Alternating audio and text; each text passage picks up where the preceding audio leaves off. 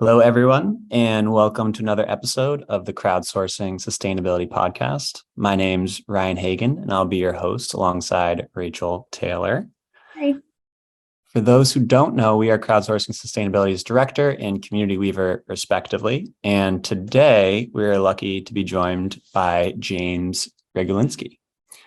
James is currently the co-founder of Carbon Collective, which is helping people to align their investments with solving climate change, which he's been working on for almost 3 years now. And before Carbon Collective, James was the CTO of Osmo Systems, where he was trying to end overfishing by making aquaculture more efficient and sustainable. So he's been in this space for some time. And James, welcome. And thank you for taking the time to join us. Oh, it's such a pleasure to be talking with you guys finally. This is great. Yeah, so we're really excited to be with you today. This month at Crowdsourcing Sustainability, we're focused on helping people to make sure, our money is supporting climate solutions instead of climate collapse. We've touched on investing a bit with the help of Andy Behar, who I think you know over at As You Sow.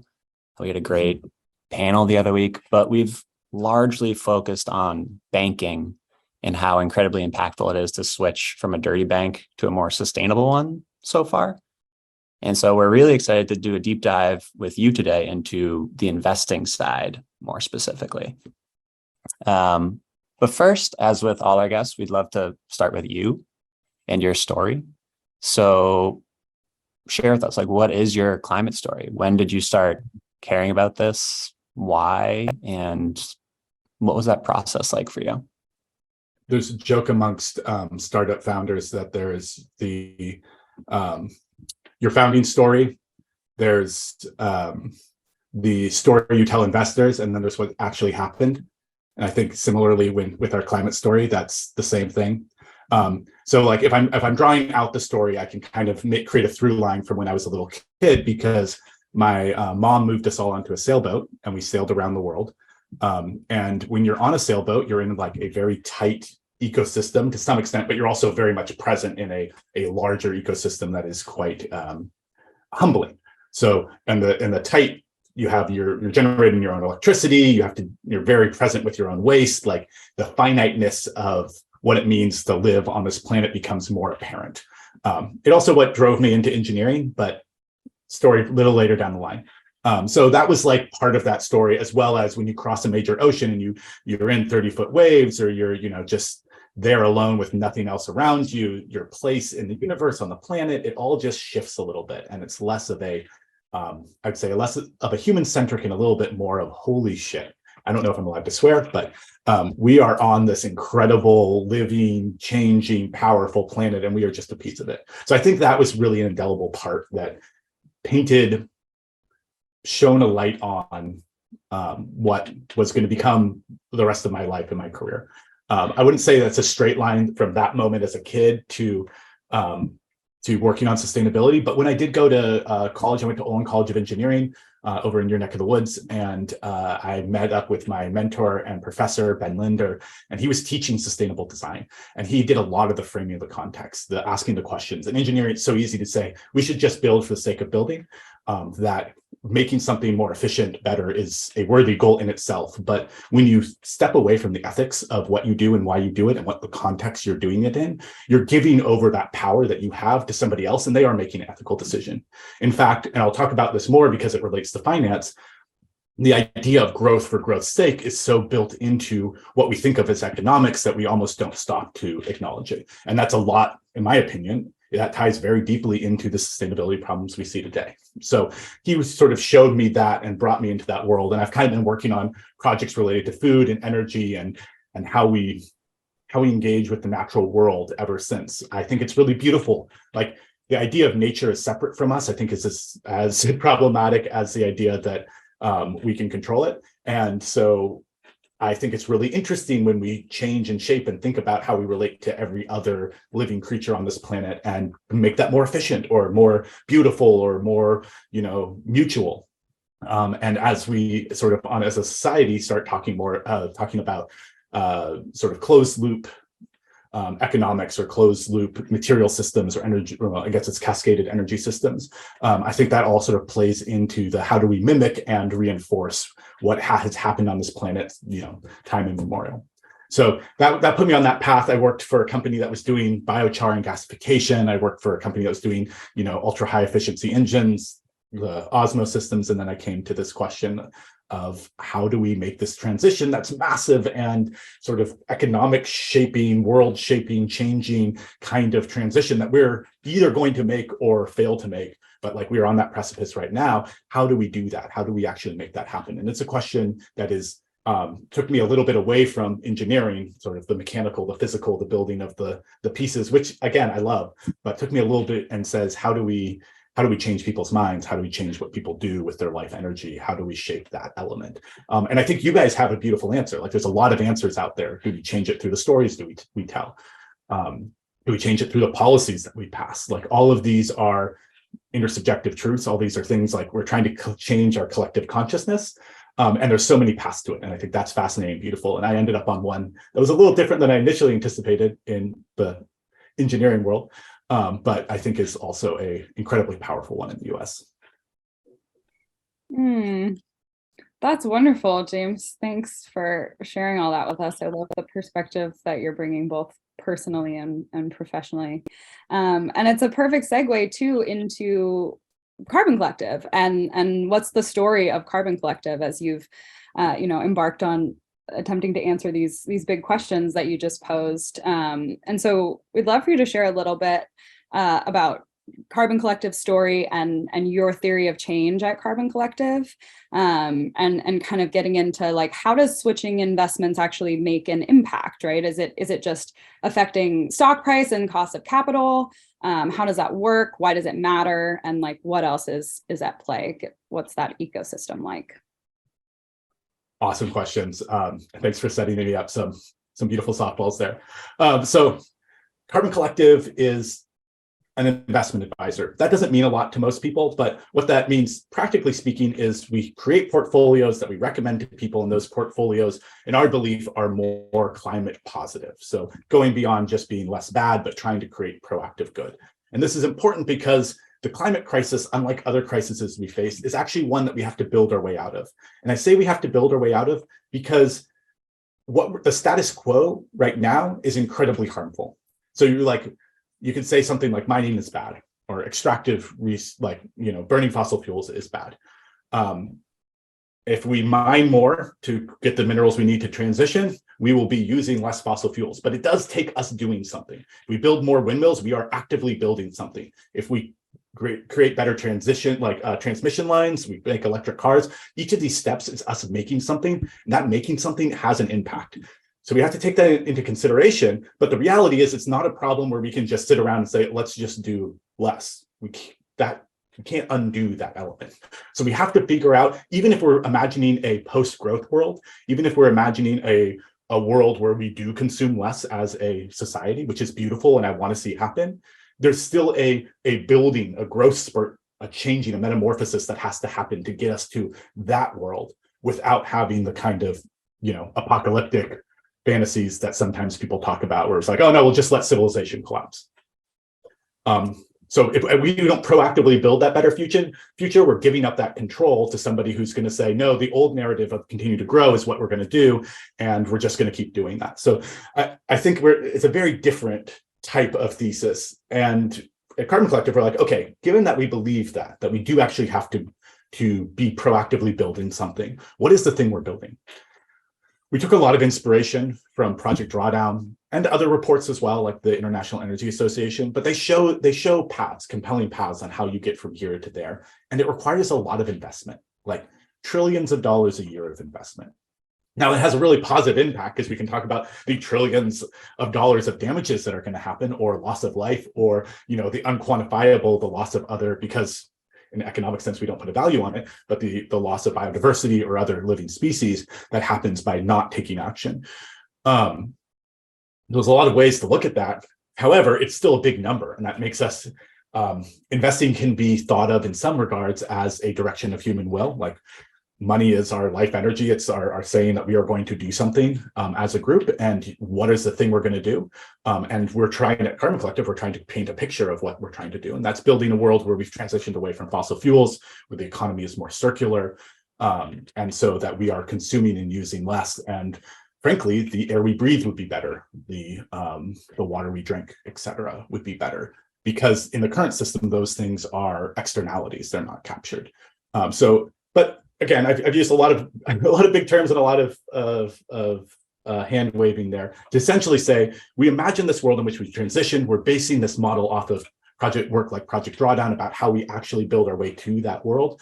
And we're finding the companies that are doing that work. So our Climate Solutions Fund is a fund that is built around finding the companies that do that work and primarily do that work, so that we can get away from like the thornier questions or the more quantified questions that's often in the investment world, which is like, oh, what are the least bad companies, or what are, let's look at the ESG score and sort of quantify everybody and say that these guys are good or those guys are bad. We're saying, who is building the world we want to live in? Who is building the world is the primary thing. And let's invest proactively in that, because we know those areas need a lot more investing. Now, when we say, how do we do sound investing for folks? Because what we are doing is we're helping folks invest, and that's for their retirement. That's for either in their personal retirement or general investing account, or in their 401ks. We actually now help businesses do this as well. But in those questions, there's some fiduciary concerns about how you invest. So we actually build portfolios. But when we invest in things that are outside of that core element of like, how do we help companies transition our economy, we're asking other questions like, how can we use our shareholder pressure? How can we use our right as voters to push companies to move faster? And you guys were talking with As You Sow. They do a lot of good work. We vote in coalition with them, so we believe in the work they're doing. And that is an additional way that you can use that dollar to help make change. So you can proactively invest. We know we need trillions there. You can put pressure, use shareholder pressure to help companies move faster. And then there's the classic divesting element. So this is, where do you not invest? And I said this kind of in reverse order from the Norway we talked about it, but the divesting actually has multiple elements to it. And this is, I think, going into your question, Rachel, about how this investing can create change. So divesting does three things I think are interesting. It increases the cost of capital, maybe not by a huge amount, but it does have an effect there. So you're saying that it's harder for those companies to raise additional funds to do the work they're doing. It's allowing that capital to be freed up to do something else. And I think people forget about that when they argue about how much does it have a negative effect. So like, you can actually proactively invest in another company, which makes their cost of capital cheaper. And it changes the story. So where you invest and where you don't invest, the stock market in particular is so susceptible to how we view it, to how people think about what's going on. Like, it's all about confidence about the future. And when you're saying one future is more likely than another, you are increasing the value of companies that are working on building that future. And in this case, what we're saying is the one in which we are continue to extract fossil fuels, coal, oil, natural gas, is one that we are not betting on as humanity. And every time we move money away from that and put it in somewhere else, we're collectively reinforcing that story. And that, again, changes what's possible, both immediately for those companies, as I talked about, the cost of capital, but also in terms of what companies get funded early on. Like, if you increase the share price of a climate tech company, and let's say it didn't make it cheaper to raise capital, what it would signal is to other investors who are earlier on, it's like, hey, there's an exit for this type of company. This type of company is worth investing earlier stage money. So you can kind of leverage what the environment that we're investing in is and help those companies come through the sort of pipeline of like private, small startup, all the way up through to a public company. And so that changing the narrative doesn't fit well into the classic like number crunching economic view of things. But still, what we've seen, I mean, like we've lived through this recently through the meme stocks and now through, collapse of share price. And we're just very emotional creatures. And our reality, as I said, these are intersubjective truths. These are truths we create by all collectively agreeing on it. And as we shift what that truth is, reality follows to some extent. Now, there are some things that reality can't follow on, like there are physical laws that govern our world, and there are things that only exist in a few people's head. And those, I understand, are extremes, but we do collectively make stories up and then enact those stories. So I'm getting a little philosophical here. However, I think it's I love important it. when we think about this. Oh, great. I think it's important when we think about the stock market because it is so much shaped by how people view it. Absolutely. That's fantastic. Thank you. So I want to switch gears a little bit, and you've touched on the status quo already, but how do you think about the status quo of kind of the financial system and investments specifically right now? And, what is the impact of that? And if you happen to know off the top of your head, like, how do you see how much is going into fossil fuels versus the climate solutions that y'all are trying to push? Yeah, complicated question. The stock market isn't the only place that a fossil fuel company will get capital from. And so it'd be simplistic for us to say that it is the only thing that affects it. But again, as we change the story, the insurance companies change, the debt finance changes. We need to put pressure on all these different elements because they all play a role in their ability to do additional oil exploration. Policy plays a role too. Like Biden approving the Willow project is devastating because it sends a signal that the government will continue to support and prop up and give subsidies to the oil and gas industries, which is what this is. Like, it is a resource on national land, and it is the government saying we will subsidize the continued availability. So all of those elements will play a role in how those companies do.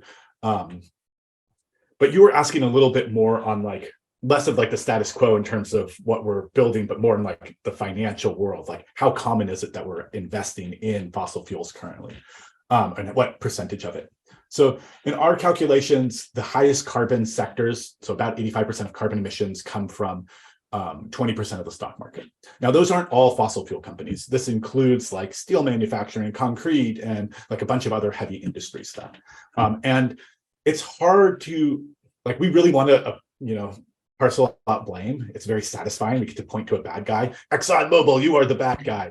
And it makes the story all easier. But it is more complicated than that. And this is why when we look at scope emissions, scope 1, 2, and 3, which is a little bit of a nerdy, maybe not the most useful terminology, but essentially what we're trying to do is what emissions are you directly responsible and what are you indirectly responsible for? You both are familiar with this, and the listeners may be, different levels of familiarity with it. But in the case of cement, if you're making the cement, does the builder of the house have to take the credit for the carbon, or does it's the person who sold them the gas that the natural gas that they're burning take the accounting for that part? So it gets really complicated really quickly, and you can get lost in the minutia of that. So on a first order, I'd say about 20% of publicly traded companies account for that 85% of carbon emissions. And those are mostly heavy industries. So you got oil and gas exploration and, production, refining, et cetera. Same with coal. You have utilities, the ones who are often directly using those. You have the heavy industry that I was talking about. So most people invest, and when you look at retirement funds, in index funds. So that means that they just have a representative amount of money in each sector, in each company. So I would say that to a first order, most people who are invested in a 401k or are sort of using a Vanguard total market fund, for example, have about 20% in these heavy industries. Now, there's a lot of nuance when you go into in those sectors, which companies are doing proactive work and which ones are not. And some things we need that are just hard to deal with. So we need steel to build wind turbines. I'm using that as an easy example. There's more to solving the problem than wind turbines. But if you're just looking at that one example, we are still using those raw materials. So it's not fully easy to extricate the renewables or other transition path elements from those industries. But at the same time, you can, to a first order, say, yeah, about 20% of your portfolio is there. And even in ESG portfolios, there's a lot of ways. ESG is environmental, social, and governance. It is an acronym that's used to describe our desire to take those things into consideration. And there's a bunch of different implementations of it. They're not super consistent, and so I'm careful of using that. But there are a lot of folks who will use those words to suggest that they're investing in a more sustainable fashion, But it could mean something very different. It could mean they're taking that risk into consideration. It could mean that they are just looking at those scores and reporting at those scores. It could mean that they are proactively using negative and positive screening to make sure that companies that are doing proactive work are in there. So it does cover a very wide breadth of things. So you get a lot of total market ESG funds that still will have oil and gas in them. So even when you think that you might be limiting your exposure, people have sort of played games with what that means. And in honesty, it is complicated. I won't say that like you can just simply say oil and gas is bad and there is no nuance there. For example, a lot of utilities are some of the biggest producers of renewable energy, and utilities are clearly needed to transition to a fully electric economy. So you look at that and you're like, do you want to invest in the largest renewable energy producer who's also still selling natural gas? That can be a non-obvious question. However, there's some bad actors that we know at this point have been spreading so much misinformation. Yes, I'm looking at you, Exxon, BP, et cetera. And they've clearly shown that they are only doing lip service to making any headway on the transition. So we should definitely be careful of supporting those companies. So I think there's some that are clearer than others. Okay. Rachel, did I actually get all of your questions? I hope I did. I know I'm talking a lot. It's great. That's why you're here. Yeah, absolutely. And I think, that transition us too into the question of like, okay, if you're switching your investments, like what's the impact of that in switching to companies that are working on climate solutions, and like you're talking about kind of actively building this future that we want to move towards. Yeah, and when I was talking earlier about the different ways that your money can have impact, it is not as obvious as some other direct investment types. Like there's a emotional satisfaction in like taking actual cash and putting it on like, solar panels on your roof. It feels really good. The connection is clear. The connection, as soon as you work in secondary markets, as soon as you're engaging in the larger financial system, which is really Byzantine and complex and has all of its rituals and weirdnesses going on, it's emotionally like hard to say, like this is making proactive work. And so we can kind of forget about it, which a lot of people do. They're like, I don't understand this, or it's really foreign, or it doesn't feel real to me. And so I'm not going to look at how my money is impacting the world. Except that these financial institutions have a tremendous amount of power, and where we're investing does have a large impact on these larger trends. And those are, again, the ways I believe we have impact is through direct shareholder action, through proactive investing, making the cost of capital cheaper, and changing the story so that we change the pipeline, et cetera, of companies that can come into existence and what is worth investing in. So I think those are, again, I'm trying to simplify that because the financial world is so complex and it's easy to get lost in it. But knowing that we are sort of, when we aggregate these trends, we do shift what's happening. And we have seen that shift, right? Like we have seen that we've reduced the cost of a lot of different technologies that are critical in the transition. The cost of electric cars has fallen tremendously. The cost of solar panels and wind, so renewable energy, has fallen. Some of that has to do with policy, and some of that has to do with just doing it long enough that we get through the technical problems. But to do it long enough, you actually need to have capital throughout that entire time. And you need to know that at the end of doing all that work, there is, in the current system, and I understand it's flawed, like we live in a capitalist system that's flawed, but in the current system, if there isn't that carrot at the end, it doesn't pull all the way through. So those are the ways I think that we make positive change on, or that money that feels really disconnected actually has a big impact. So I do encourage people, it's a one-time change. And I know I'm getting a little bit into the pitching of making actions, but when you transition your bank, when you transition your credit card, when you move to different investments, you're not doing this every day. It's not like when you go shopping and you like, do I remember to bring my canvas bags? Well, some days I do, some days I don't. Like I have to remember every time when you do other personal choices, like, do I bike? It's a little bit rainy out, maybe I don't bike. You have to, that's an everyday, and it gets exhausting. When you make these transitions on things like where you live, what kind of house you're in, and then all your financial decisions, you do that once and you don't have to worry about it every single day. And that's really big, because not only is the impact of our money large, and again, like investing $100,000, that might be more than most of us have access to. But like if you were to invest $100,000, that money, if it was in a bank, could have more impact than you do in the course of a year in terms of what it's investing in. This is, you can go to Climate First Bank or Ask Sustainable, and they'll have some good examples of like why that is and how that works out. But like your money can have as much of an impact as you are having in your day-to-day choices, just by how it's invested and what it's enabling in the world. So when you can make that one-time change and then have like know that your money is not there making the problem a lot worse, but it's doing something to kind of curb it in, it might not feel as immediate again as putting a solar panel or buying the bag, but then you also don't get exhausted with having to reconsider and think about that choice again and again. Yeah, absolutely. You can kind of, invest the energy up front, and then it has a big impact. You don't have to think about it. Like that's fantastic. I'd love to dive into kind of how truly sustainable funds, and we can even say like if those exist, or like how many are greenwashing or not. How do those tend to perform financially versus others?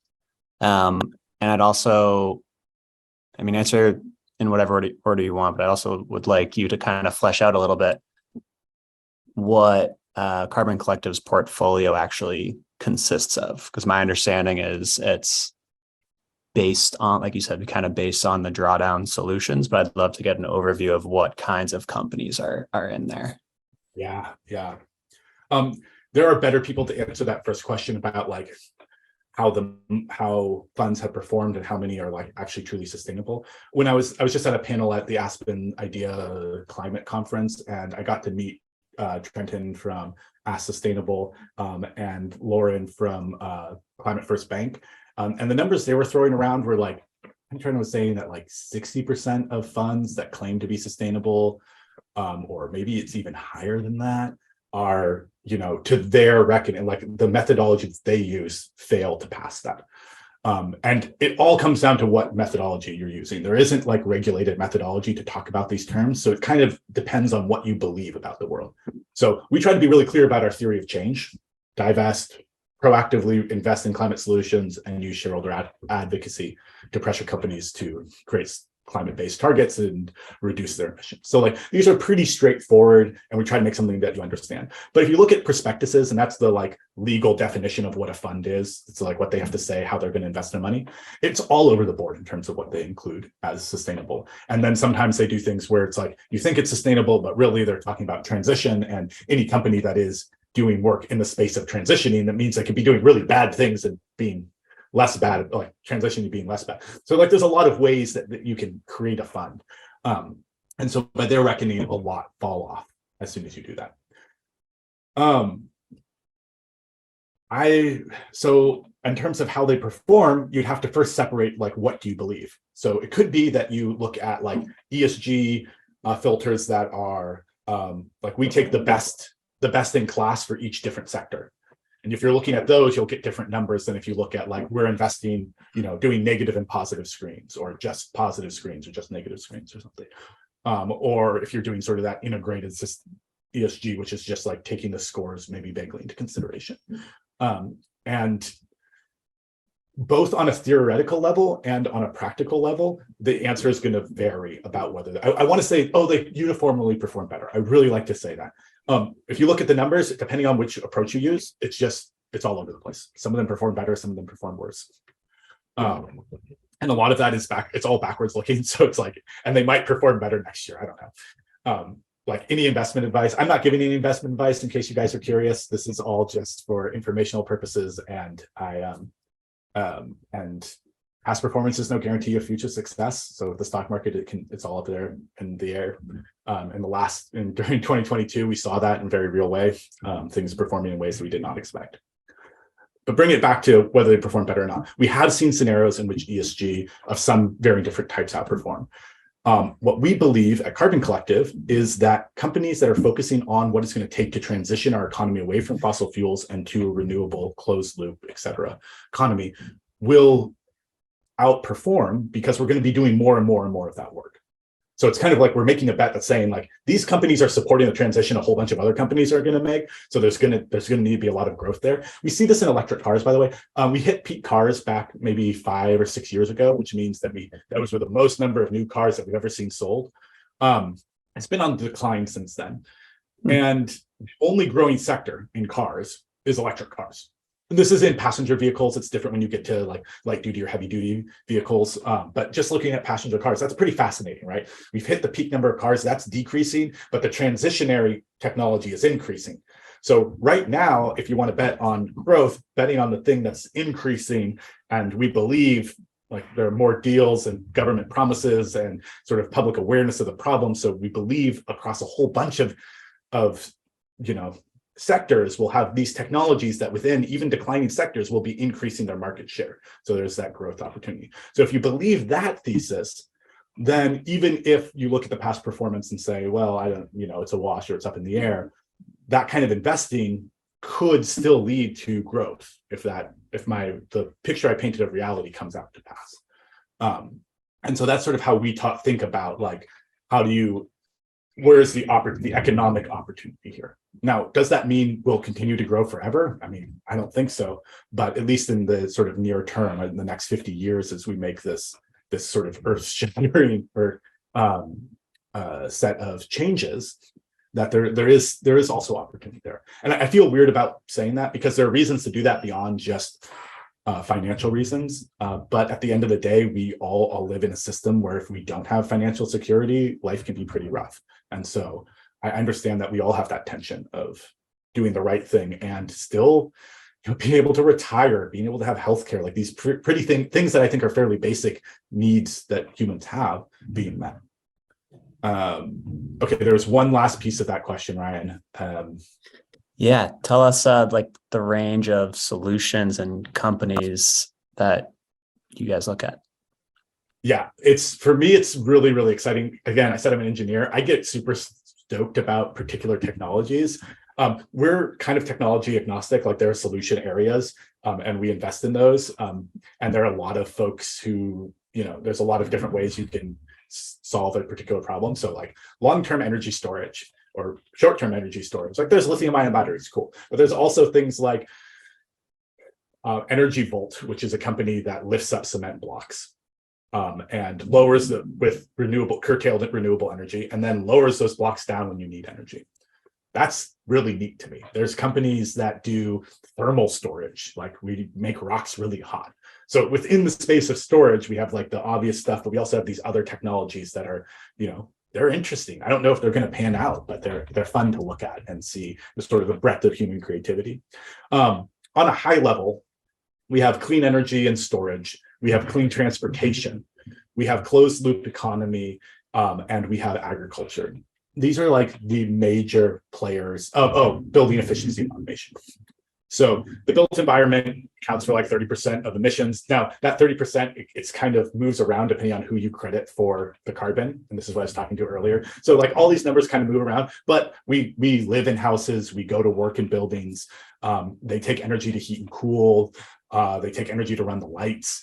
So doing all of those things more efficiently has a big benefit. Having better insulation, having smarter buildings so that we can lower shades, block out light, or having windows that auto tint, or having more efficient windows, or having LED lighting. All of these things make buildings more efficient, which reduces our carbon impact. So that's like a whole sector there.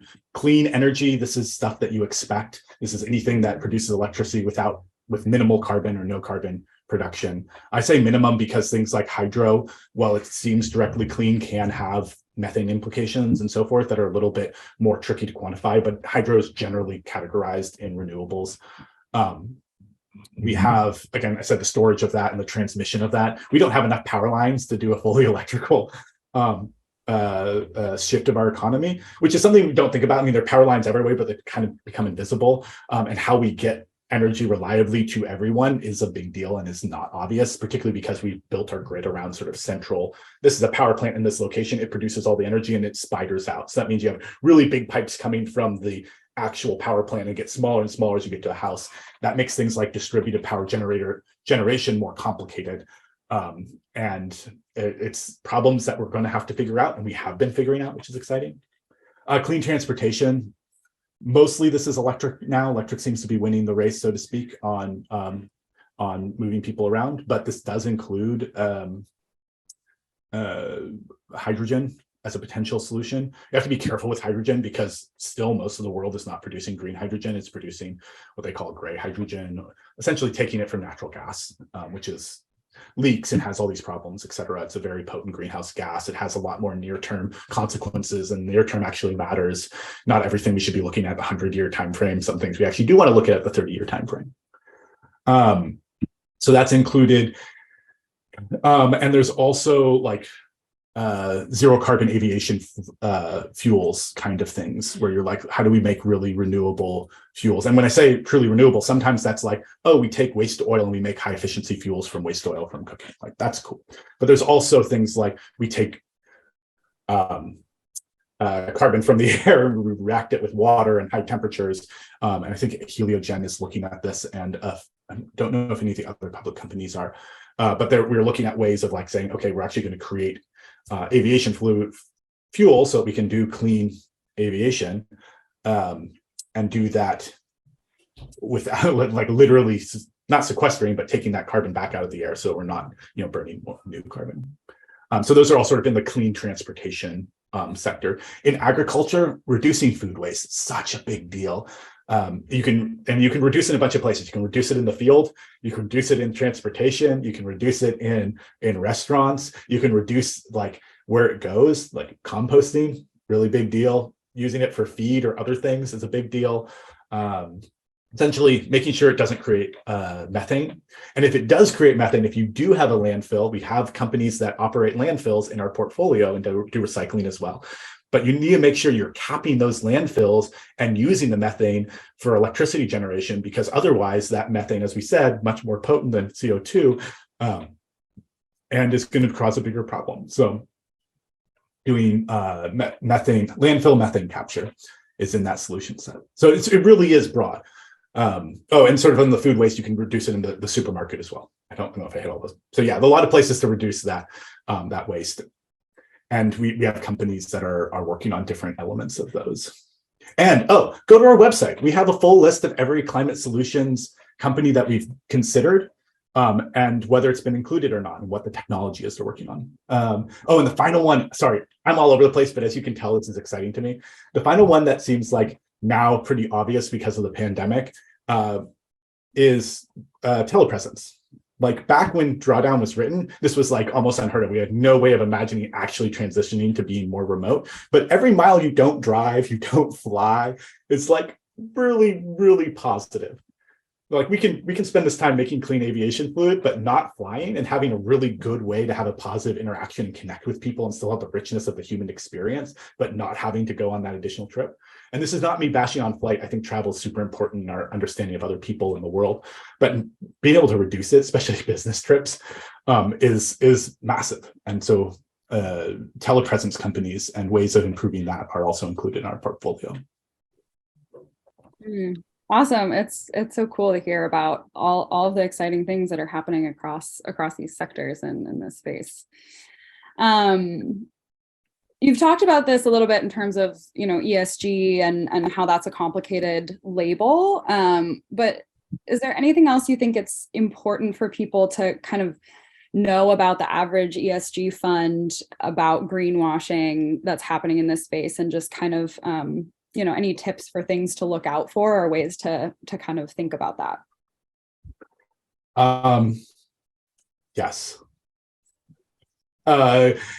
ESG is an unregulated term, and currently there's very little regulated reporting done by companies. So it's very hard to do things like, say, look at the carbon impact or the scope 1, 2, and 3 emissions of every company. And a lot up until recently, and I say recently, there's about to be legislation that comes out, or a proposal from the SEC that's going to come out around how companies do reporting. But up until this point, there's essentially been like, in an ESG report, you can say whatever you want. It's hard to hold folks accountable. It's unregulated. There's no recourse. A lot of CEOs are in and out, like they're only going to be there for 4 years or whatever. And so it's like really just, that accountability is really difficult. That might all change. I don't know how this will plan out. If it is required by the SEC to report your emissions and there's a standard around how you report them, it will change how the data that we use to talk about ESG related companies is. And that will make a lot of the funds who are using that data more consistent, or at least that's the belief. Right now, like, you use different methodologies, you use different data sources, different reporting, and you get different scores for the same companies, depending on whether you're using MSCI or a different company. So that makes it hard to use sort of this like quantified approach and get consistent grant. So if I'm making a recommendation to folks, I don't think most people are satisfied with the risk reduction methodology of ESG, saying like, we are reducing your risk exposure to environmental, social, and governance concerns. These aren't concerns for most people, and they're like, oh, I'm scared that the stock price is going to get a hit because, you know, the CEO or like the board doesn't have good gender equality. It's like, no, I believe that gender equality is a thing worth fighting for and worth having. So I want to use my money to support those things. Similarly, I think when we talk about the environment, we don't want the companies that are going to be least affected by climate change and just invest in those. We want the companies that are going to build the world we live in. So there are funds that have clear theories of change. We're one of them, but there are others. There's some great funds out there who do things differently than us and have a different view of change, but it's very clear, and they're not afraid to just express what it is. If all you see is the like invest sustainably, and if they don't have a claim about like how this money's going to be using, they don't show what's in their portfolio or why, all your hackles should go up. You should be very concerned. And let me give a little backstory into why we see an explosion of ESG, in particular greenwashing. It's not just that like people are excited about it, but managers can increase their fees on ESG, or at least they have been able to use this as an excuse. So traditional ESG funds are more expensive, and they sort of range from like 65, 45 basis point range, as opposed to like, 10 to 25. And that's just a lot more money that they can make. And if you look at like BlackRock's top ESG fund, which had like, several $1 billion flow into it within the first day or something of launching, was indistinguishable. It was like 99.7% overlap with the S&P 500. You're like, I'm buying the S&P 500 and I'm paying, 5 times as much for it. And it's being called sustainable. So like those kinds of things happen because there's a monetary incentive for them to happen. So that's where it's like, look at sites. If you don't want to do the research in the stocks themselves, look at fossil-free funds, look at Ask Sustainable, look at organizations that are doing reviews of these, and look at how they're ranking funds that claim to be sustainable. Look at the website of the fund. Do they have a clear explanation of what they're doing and why? And if they don't, you should pass on it. And you can also look at what the top holdings are. And if it is nonsensical, like Microsoft and ExxonMobil are the only things in it, like you should be skeptical.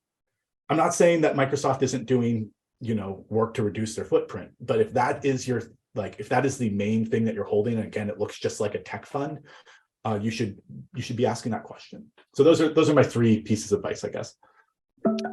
Super helpful. Yeah, that's great. And I mean, I think you also brought in and reminded us, which we touched on in our panel a couple of weeks ago, which I think these conversations fit together so nicely, is like all of the other issues that you're potentially investing in, like gender equality. Andy in our panel was reminding us, like, okay, your Netflix 401k might be like fine on climate, but they're massively investing in private prisons, right? And so like looking at things a little bit more holistically. And yeah, the story you told is like a classic story of capitalism. So like use your common sense and like have those critical thinking glasses on too. And to do a lot of fair disclosure, like we have a really clear theory of change when it comes to environmental issues.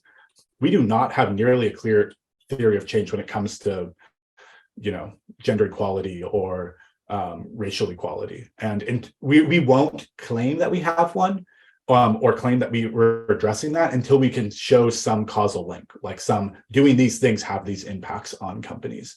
And I want to get there, but we don't have that yet. Though we do exclude some things like private prisons and factory farms and banks that fund fossil fuels and arms manufacturers, stuff where it's like I can't support this radar goes off. You're like, nope. Just can't do it. Just can't even. for anyone listening, I mean, James, you just mentioned this, and we'll throw this in the show notes, but As You Sow has both fossil-free funds. And I think you can also get there by Googling invest your values. And you can put in, just to like let people know in case they don't know yet, is you can type in any like ETF or mutual fund, and it's going to tell you, it's going to grade that investment option on all these different value-oriented things that we really care about. So, climate, gender equity, guns, like there's like 6 or 7 different things. Arms, deforestations, like a number of issues. Yeah. And we'll throw that in the show notes for everyone. Yeah. One thing that you also just touched on, which I'd like to dive in a little deeper, is just like, who else in your mind at least is doing this well? Like, what are other good sustainable investing options for people to explore? I've been really impressed with the work of Etho Capital. Etho Capital. That's their ETF is ETHO. They have a more like carbon intensity based approach, but it's inexpensive. They're really thoughtful and careful. It does a different thing than we do, both from a financial portfolio perspective and from a like how the world changes, but they have a very clear idea of their change. Green Century does a lot of good work in the sort of advocacy space. They're like a larger company, been around for a while. And there's let me see if some others come to mind. I mean, As You Sow, they're not an investment platform, but they do a lot of, they're nonprofit. They do a lot of good work in terms of shareholder advocacy. Those are the ones that are readily coming to mind. I'm sure there's others. I'm going to wake up in the middle of the night and be like, oh, I forgot to mention these 5 others. But I would also be careful, again, like really looking into the track record of stuff. Engine One did some really exciting work early on in having a clear theory of change. They've not really lived up to that in terms of like their vote ETF actually being sort of consistently voting and putting new resolutions on the table. It might be that it just takes a lot of time and we'll see it eventually. But I've some firms that even have the clear change, like theory of change, like this is what we're going to do. We're going to invest in companies that are like traditional companies, and then we're going to put board members on them that are more aligned with climate, or we're going to put proposals on the voting on the ballots, or we're going to vote your shares such that they do X, Y, and Z. Like, don't necessarily, you have to actually look and see, like, did they actually do that? And that's not always as clear. So some of the folks, especially folks who've been around for a while, they tend to be more expensive, but they've also gone through all of the shit. Like, they've been through several cycles of this. They're not jumping, it's not like a fad they're jumping onto. So some of these, like some of those firms are really, again, more expensive than I think should be charged, but also have been doing the work consistently. Great, thanks. And so, shifting a little bit to like, okay, what can people do to like help make this happen, right, in their spheres of influence, and particularly, what can someone do to get their company, the place that they work, their employer, to offer sustainable investments to themselves and their coworkers? What are kind of the steps of that process, best practices? How hard is it to do? I know it can feel overwhelming, but it's a really important action for people to take. So giving folks some tools for that. Yeah, so I think most Americans do most of their savings through 401ks if it's an option. It's like a very big deal. However, the company or the investment advisor of the company chooses the fund list. And those are often limited by whoever the custodian is, or the plan sponsor, and what they decide is going to be in that mix-up.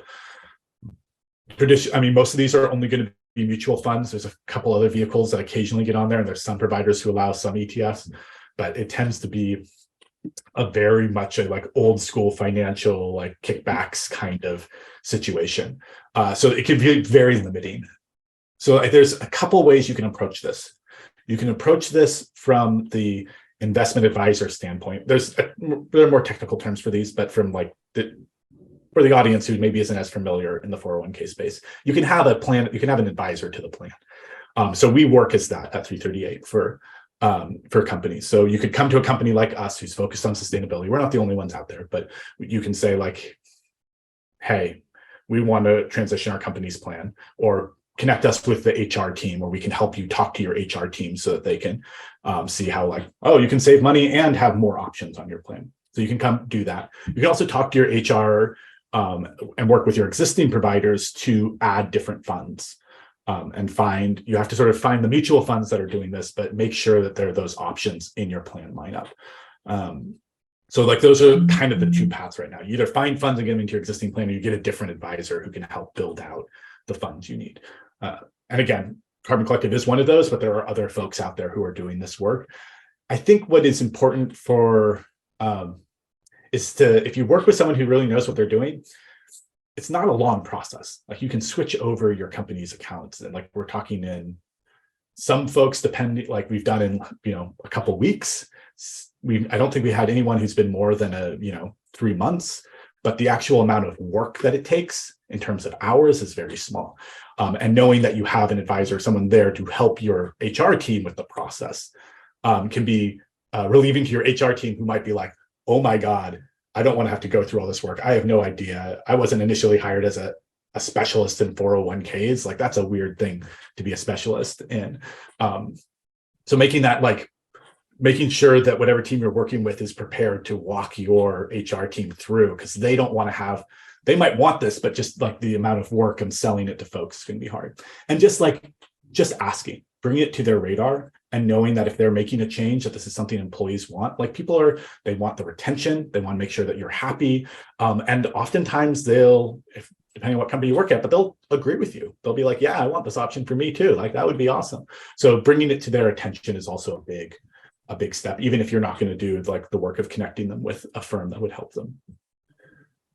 Awesome. Well, thank you so much for everything, James. This has been fantastic, and we appreciate what you're doing. We got one final question for you. And this is kind of a call to action, or, any final message that you'd like to share with folks listening. I think we touched on it earlier, but the money you have and the institutions you work with are changing the world one way or another. 24 hours a day, 7 days a week. It is constant. And you do have a choice. Now, it is an additional burden right now to make that, but you do have a choice to help shape what story those companies are creating. And there's a lot of cool companies coming out right now who are very driven by building the world I think we all want to retire into, the one we all want to live in and be a part of. It's not just us, there's lots. And finding those companies and working with them, especially, it may feel like what you're doing is small, but like your support of them helps them more likely to survive and get their message out and get more people on board. So like, being an early adopter of these things helps push the needle for each of those companies, which then helps push the needle on the problem as a whole.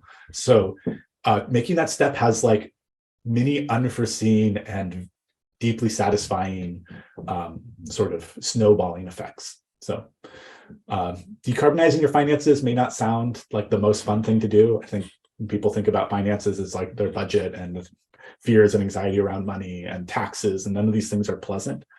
Changing financial institutions can be hard. A lot of institutions make it difficult on you, but it can be like your little side quest, your mini level up there, where you go do this. It's not going to take, it might take a month or two to get everything sorted away, but once it's done, you get that achievement unlocked and you can help be part of that greater solution.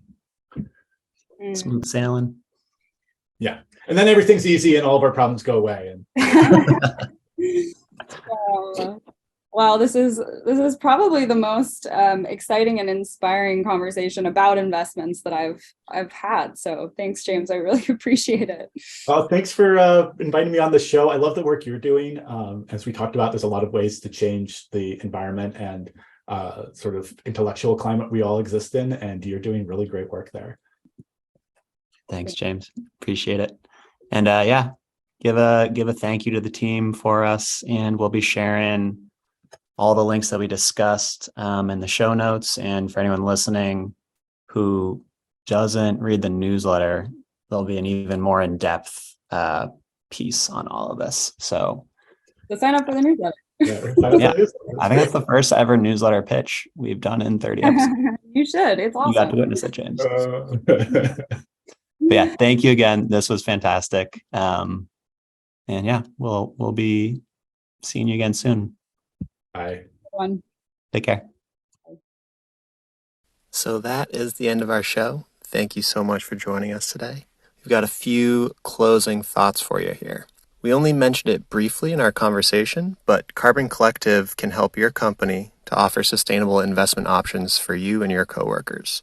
After this recording, Crowdsourcing Sustainability partnered with Carbon Collective as we're aligned on addressing climate change and getting more people to switch to sustainable investing options. Because of this partnership, if you find out more about their services by clicking the link in the show notes, and your company ends up making the switch to having Carbon Collective as their advisor, our nonprofit will get a referral bonus. We see this as a mission-aligned win-win-win, and quite frankly, every little bit helps our scrappy nonprofit. If you enjoyed this conversation, you may also appreciate signing up for our newsletter or joining the Crowdsourcing Sustainability community, where people from around the world are connecting on our shared mission of helping to reverse global heating as quickly and equitably as possible. There are so many incredible people in this community, and I get really excited seeing more and more join. So there's a link for that in the show notes as well, along with other links we referred to today. For those of you who are able and would feel good about supporting this work, please do consider donating to Crowdsourcing Sustainability. We're a startup nonprofit, and your donation would go a long way to sustaining our work and growing our impact. You can also help out by giving us a review or sharing this episode with your friends to help us grow this community and empower more people with this information. We would really appreciate any and all support. And either way, thank you for everything that you're doing for climate action, even if that's just learning and talking about it right now. I appreciate you. And as always, a quick shout out to Diego Rentsch, who edits all of our podcast episodes. And that is all we've got for you today. So thank you again. Take care, and we'll talk to you soon.